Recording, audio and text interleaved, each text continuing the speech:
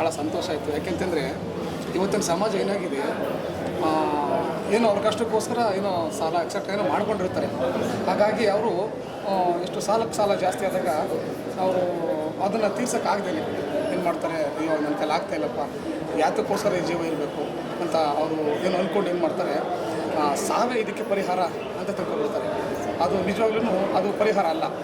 ಈ ದೊಡ್ಡವರು ಹೇಳಿದ್ದಾರೆ, ಧೈರ್ಯ ಸರ್ವತ್ರ ಸಾಧನ ಅಂತ. ನಮ್ಮಲ್ಲಿ ಒಂದು ಧೈರ್ಯ ಕೊಟ್ಟಾಗ ಈ ಥರ ನಾವು ಏನೋ ಒಂದು ಸಾಲ ಮಾಡಿದಾಗ ಅಥವಾ ನಮ್ಗೆ ಏನಾದರೂ ಒಂದು ಕಷ್ಟ ಬಂದಾಗ ನಾವು ಎದುರಿಸಿ ನಿಲ್ಲಬೇಕು. ಯಾಕೆಂತಂದರೆ ಸಾವೇ ಪರಿಹಾರ ಅಲ್ಲ. ಹಾಗಾಗಿ ಈ ಥರದ ಒಂದು ಮೆಸೇಜ್ ಇರ್ತಕ್ಕಂಥ ಈ ಅತ್ಯದ್ಭುತವಾದ ಸಿನಿಮಾ, ಈ ಸೆಪ್ಟೆಂಬರ್ 10 ಸಿನಿಮಾ ಇದು ಭಾಳ ಚೆನ್ನಾಗಿದೆ.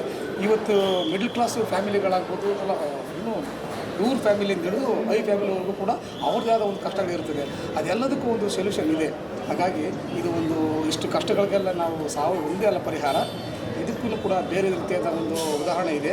ನಾವು ಕೂಡ ಬದುಕಿ ಸಾಧಿ ತೋರಿಸ್ಬೋದು ಅಂತೇಳ್ಬಿಟ್ಟು ಸಾವು ಪರಿಹಾರ ಅಲ್ಲ ಅನ್ನೋದನ್ನು ತುಂಬ ಚೆನ್ನಾಗಿ ಬಿಂಬಿಸಿದ್ದಾರೆ ನಮ್ಮ ಡೈರೆಕ್ಟರ್ ಸಾಯಿ ಪ್ರಕಾಶ್ ಸರ್. ಇದು ಎಲ್ಲರೂ ಬಂದು ನೋಡಬೇಕು ಥಿಯೇಟ್ರಲ್ಲಿ ಸಿನಿಮಾನ ಅನ್ನೋದು ನಮ್ಮ ಆಸೆ. Thank you.